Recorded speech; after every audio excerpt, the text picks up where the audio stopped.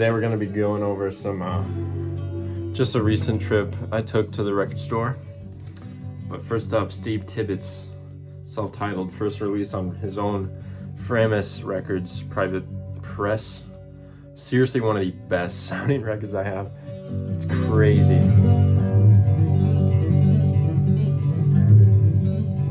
I love this record.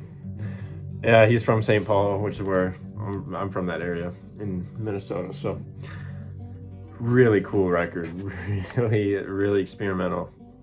Well, that's debatable, but just some cool sounds. I really love this record. So I thought I would throw it on for no particular reason. I just haven't listened to it in a while, and I couldn't help but smile when that first guitar chord comes in, because it sounds very good. So yeah, this trip I took to the record store, I just had some cash burning in my pocket. I'm working 2 jobs right now. I'm working at a garden center Monday through Friday, and I'm working at the coffee shop I've been working at Saturday and Sunday, and doing a bunch of trumpet stuff in between, so I'm pretty busy. But anyways, let's just get right into this. This first record I just bought solely because of the cover. So this is Braf by I don't even know, Ruby Braf's All Stars. So this is like some trad jazz, like very traditional. This is on Epic. The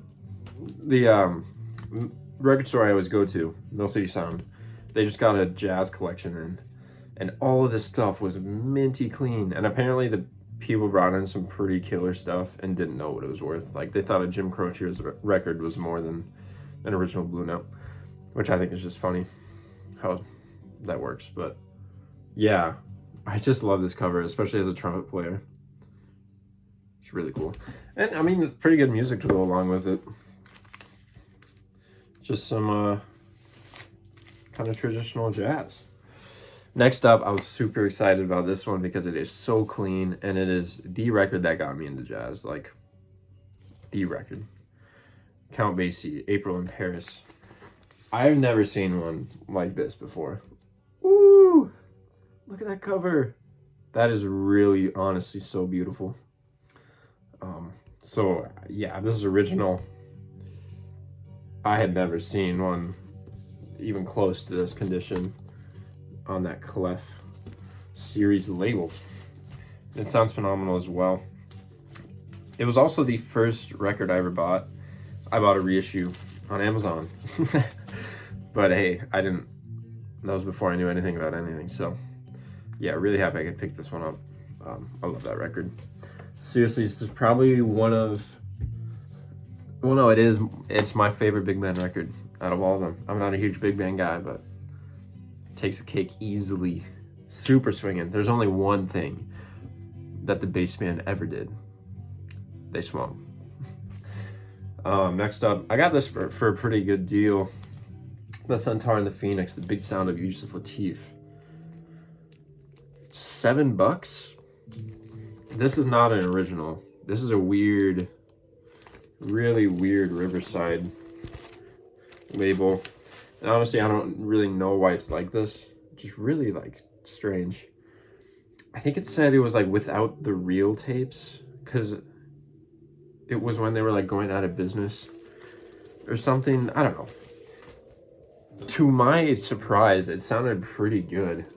Yeah, the cover is pretty roughed up. This is the only thing really that I have in here that's not good condition. So, really great record. There's a lot of killer players on here too.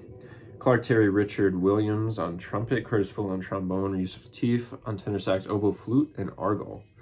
Tate Houston on Barry, Josiah Taylor on bassoon, Joe Zawinul on piano, Ben Tucker bass, Lex Humphreys on drums. Recorded New York on October 4th and 6th, 1960. So yeah, I love Yusuf Lateef with my entire soul. And this was the next one that I wanted from him, so it was cool to find it. Yeah. But look at him. I actually had coffee with a piano player at college. He's probably in his mid-40s, but he went to school in somewhere in New York for music. And Yusuf Lateef, oh no, maybe it wasn't New York. It was somewhere. Yusuf Lateef was his teacher. So it was really interesting to hear about that experience. And one thing that he said about him is that he just played so emotionally all the time that he would play a scale and it would make you want to cry, which doesn't sound too far off from Yusuf. Yeah. Beautiful, beautiful. This next one I was pretty excited to find because there was one, it had been in the record store I go to for a while because it was listed at $40 and I knew it wasn't worth that, but it was a really good record. And I was like, man, I'll just wait it out. And they got another one and they listed this promo for $16 or $12. And I was like, hell yeah. Charles Tolliver, The Ringer. Yeah, as I said, Arista promo. I'm not complaining. I'm kind of confused what they did there, but yeah, cheap, definition of cheap heat right here. I've listened to all these in the stack. Man, this smokes. This really smokes. Let's see, where's the lineup? Oh, it has Stanley Cowell on it on piano, which is, I mean, the two men who are on one of my favorite jazz albums of all time. Members don't get weird. Stanley Cowell and Charles Tolliver on this. Banger of a record. Original. But yeah. The Ringer. It was originally released on Polydor in 69 or 68. And that was worth a good bit. And this was re-released. This is the second press in 1975. And it's very affordable and it sounds amazing. So, promo. Super beautiful playing by Charles. He has a really unique sound and just the way he creates melodies. He's also on It's Time, which is a pretty well-known record by Jackie McLean on Blue Note, with the exclamation points all over the cover. But yeah, The Ringer. I was happy to pick that one up. Next up, this one was pretty cool to find. Atlantic promo. Yeah, I got a bunch of Atlantics. I'm not sure why this collection just had a bunch of Atlantics, so I picked a lot up. Hear Ye, the Red Mitchell and Harold Land Quintet. Yeah, promo on Atlantic. Unfortunately, it doesn't sound that great, but it's a great record. Great swinging West Coast jazz record. Amazing cover. It's got Carmel Jones on it, or that's not how you say him. Yeah, Carmel Jones. He's a great West Coast player. Super on trumpet. Kind of reminds me of Booker Little. Jesus. I want to say Irvin, but I knew it wasn't Irvin. So Booker Little in his tone, but really swinging lines from Harold Land and Carmel Jones. Yeah, there's some really great tracks on here. Triple in a While, the first track. Super great melody. Same with the last one. Or wait, no, the Samra, the one by Carmel Jones. That is smoker. That West Coast stuff, they get kind of complex with the melodies, and which I really dig. So yeah, happy I could find this one. I'd never seen it before, so always great to discover some new music through my favorite platform, vinyl. Yeah, okay. I already started. I was going to talk about it, but the Art Farmer Quartet, Sing Me Softly of the Blues. This is the definition of cheap heat. I got this for $20. Smoker. It sounds like the Coltrane Quartet, but with Art Farmer. Like, it's that type of, like, this was in 1965. It really sounds similar, like comparable, which is not at all what the the title or the cover suggests. I thought this was gonna be a chill, you know, cuddling record, but no, this is hard drive and post bop. Really kind of mind blowing. I did not expect it at all. Again, that super clean cover. Yeah, the lineups. Let's see. Art Farmer on flugelhorn, Steve Kuhn on piano, Steve Swallow on bass, and Pete LaRocca on the drums. Steve Swallow on bass kills it on here. Really kills it. There's some crazy stuff on this record, like crazy. Same with Steve Kuhn on piano. He does some wild stuff. But Pete LaRocca, he kind of has that rolling Elvin Jones feel, like the quartet. Like, it's hard to describe. Just listen to it. Seriously, underrated record, I think. For how cheap it is. Like, crazy music on here. Super cool. Happily surprised with that. First mono on Atlantic, great condition, as with the rest. Yeah, these last two I was pretty hype about. So I'll tell you a quick story. I'm pretty good acquaintances with almost everyone at this store. And one of the guys, he's older, he's always the one cleaning the records when I walk in. And yeah, I was catching up with him. I hadn't been in there in a minute. And he's telling me about this collection that they bought. They got in. And I was like, sweet, I'm ready to dig. Let's go through some jazz. And so I go into the new arrivals. I'm digging. Get about halfway through, and he comes up behind me. He's like, I think I got something you want to see. And so he leads me to another just like rock bin. And under it are these two crates of banger jazz. Like the first one was a first press Chet Baker and Art Pepper Playboys. $300. I was like, I want to, I cannot. And so there's some really killer stuff in there. This is what I picked out because honestly, kind of on a budget. So these were some pretty well priced, really heaters. So, and this next one I'd been wanting for a good while. I had come this close to buying it online. I was like, you know what, I'll wait it out, and I'm so glad I did because this is minty, like all of the rest, but minty on this Bags and Train. Milt Jackson and John Coltrane. First mono.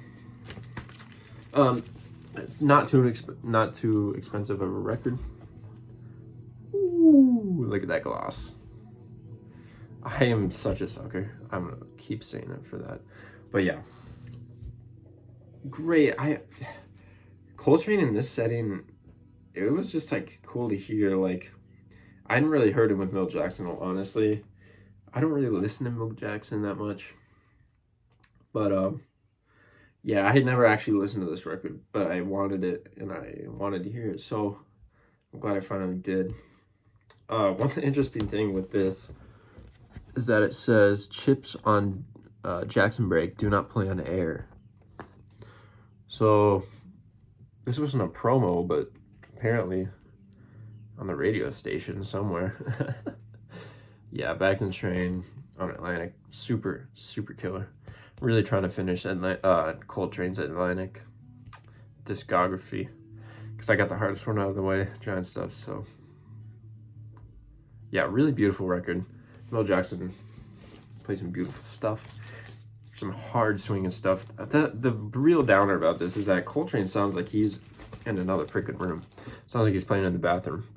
Like, you can't really hear him that well. Like, he sounds way in the distance, and I don't know why, but you can hear him, so that's all that matters. But it's nothing like his impulse releases where it's just like, it's like just in your face. But yeah, Bags and Train, really happy about this one. $30, can't beat it. And then finally there's one more. I was digging around, and then I went to go look in those two bins again, and I was like, you know what, I'll just get this one too. There's some other of this similar variety, but I went with this one.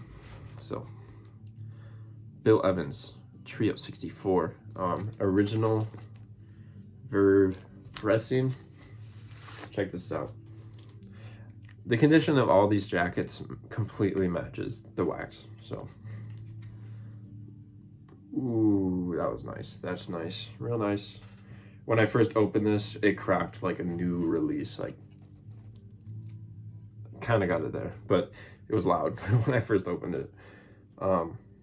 Super beautiful record. It's the Bill Evans Trio, but with Gary Peacock on bass. And Gary Peacock's freaking killer. Rival Scott LaFaro for sure. They make some beautiful music on here. Truly beautiful music. They play Santa Claus is Coming to Town, which I think is funny, but swinging for sure. So yeah, super stoked about this one. It sounds amazing too. Really upfront bass, which I always love, especially on these trio records. And Gary Peacock moves around a lot. And he goes up and down, like super cool. Check that out. Yeah, I was happy about this one too. Again, $30. I was like, you know, I'm going in. Super killer record.